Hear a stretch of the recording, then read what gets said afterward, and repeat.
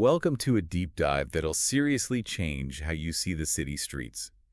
We're diving into Quantum City, a book about how looking at urban design through the lens of quantum mechanics can totally reshape how we think about cities. It's such a cool concept, right? I mean, we never really think about physics and urban planning as going together at all. Totally. But this book really connects the dots. It starts by taking us way, way back to see how ancient civilizations actually designed their cities based on their whole worldview. I mean, think about the pyramids. You can't look at those and not think about the Egyptians' obsession with eternity.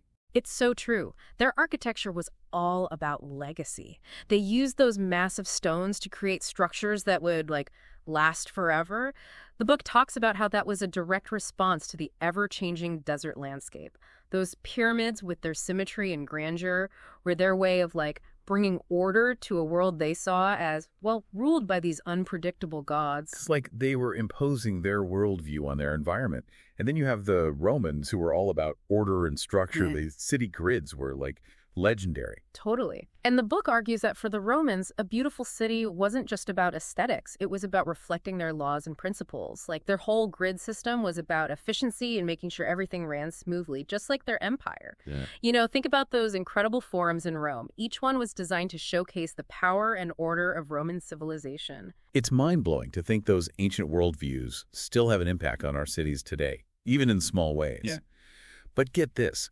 The book argues that modern cities are mostly shaped by a worldview that emerged during the scientific revolution. Yeah, it's called the Cartesian paradigm, named after the philosopher Descartes. It's a very, I guess you could say, mechanistic way of thinking, It separates mind from matter, reason from emotion. It's like sorting reality into these neat little boxes. Okay, so Descartes is all, I think, therefore I am.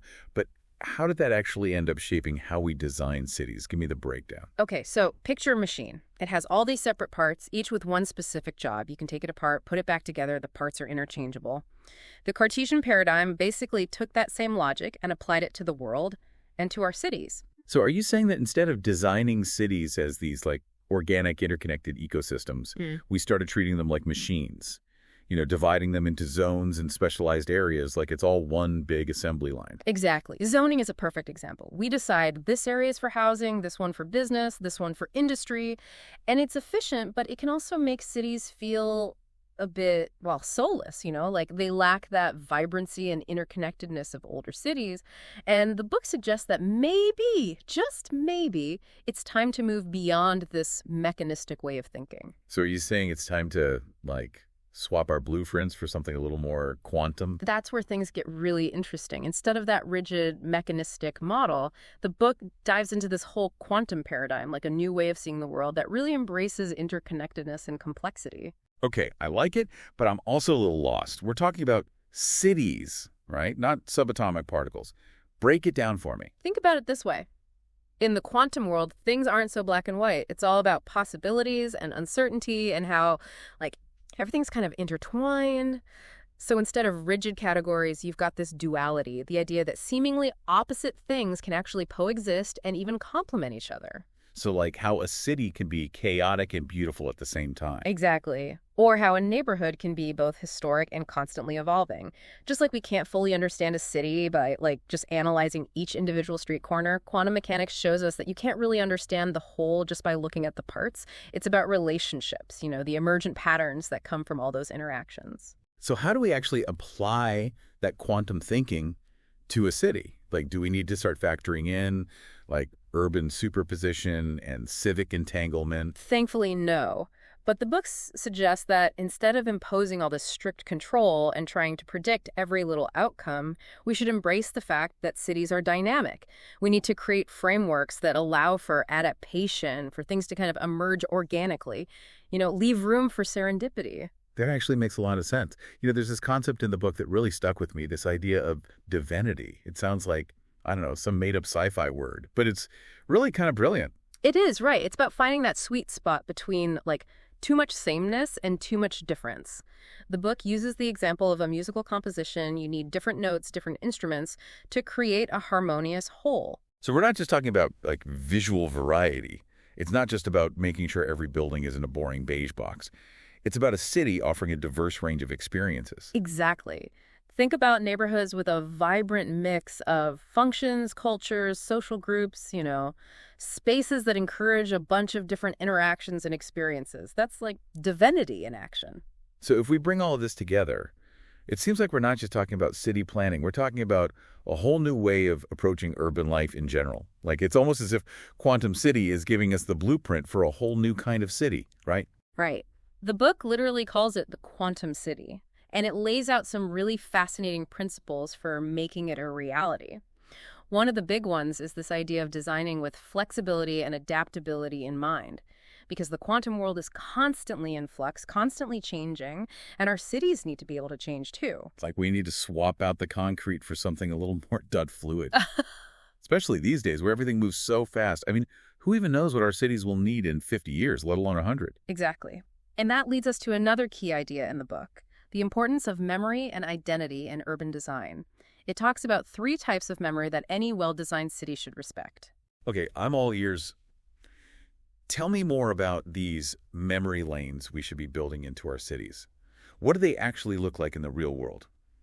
Okay, so we're talking about cities with good memory. What's that even mean? Like, are we talking about some kind of urban history lesson built into the sidewalks? It's more about, I think, designing spaces that really resonate with us on like different levels. The book talks about this thing called personal memory. Those are the places that hold meaning for us as individuals. Like think about the park where you played as a kid, or the street corner where you met your partner. Right. Those you had to be there moments that make a place feel like yours. Totally. And then you have collective memory, which is all about preserving the shared history of a community. So think landmarks, monuments, those physical reminders of a city's past. It's about, I think, acknowledging that a city's identity comes from those stories, that history, and those need to be preserved.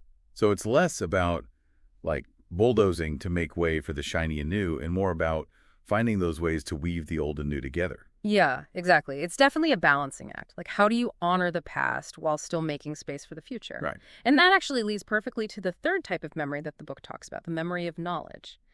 And this is about designing spaces that show off, I guess, the best of what we know and value right now, like incorporating those sustainable building practices we hear so much about, or creating areas that encourage people to mix and mingle, build that sense of community.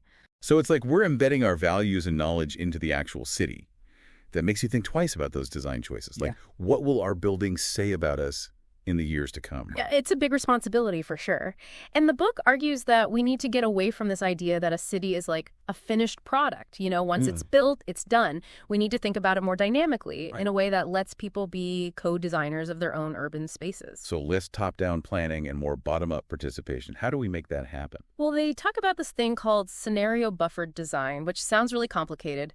But basically, instead of trying to predict the future and design for this one fixed outcome, it's about saying, hey, we don't know everything. Let's acknowledge that there's uncertainty and build in flexibility right from the start. Okay, I need an example, because how do you future-proof a building or even a public space when you have no clue what the future holds? Okay, well, think about like modular buildings that you can easily adapt for different purposes as those needs come up, or public spaces that can handle different crowd sizes without feeling, cramped, or even transportation systems that are designed to work with new technologies as they come out. It's about creating that framework that can evolve as things change. Like we're building in some shock absorbers for whatever the future throws at us, which actually reminds me of another thing the book mentioned.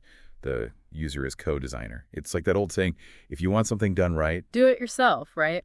Exactly. It's about empowering people, letting them shape their own experiences in their city. Like you see those community gardens popping up in empty lots, or the way people personalize their little outdoor spaces. Those are all kind of expressions of that co-design idea.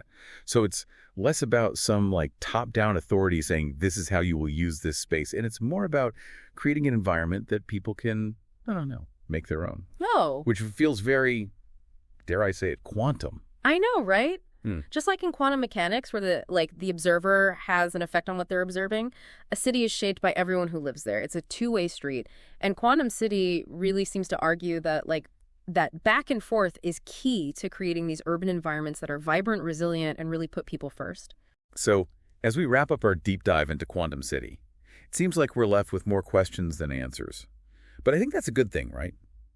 This book has given us a whole new way to think about cities, one that goes beyond just the buildings and streets and sees this potential for something truly amazing. I think so too.